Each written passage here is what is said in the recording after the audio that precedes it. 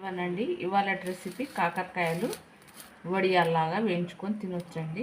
ఈ కాకరకాయలు ఇలా లోపలిది కోసి తీసేసుకోవాలి. ఇలా పొడుగు పొడుగు ముక్కలు కోసుకోవాలండి.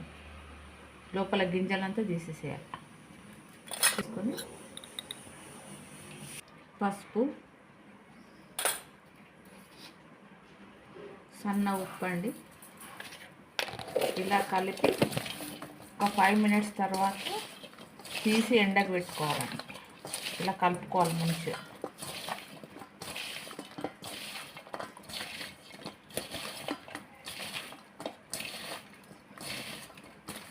ప్లేట్లో ఎండకు పెట్టుకోవాలండి, మంచిగా ఎండుతాయి.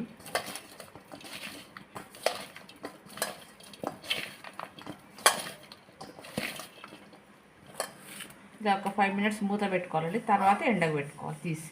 ఇలాగ అవుతాయండి, గలగల అవుతాయి. ఇప్పుడు డీప్ ఫ్రై చేసుకోవాలి. ఆయిల్ వేడెక్కాక వేయించుకోవాలండి.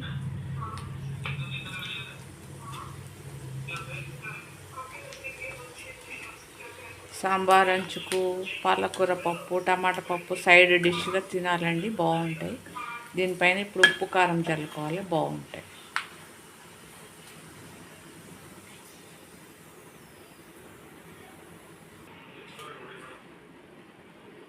ఇలా ఉప్పు కారం రెండు కలిపి ఇలా చల్లుకొని తినాలండి, చాలా క్రిస్పీగా ఉంటాయి.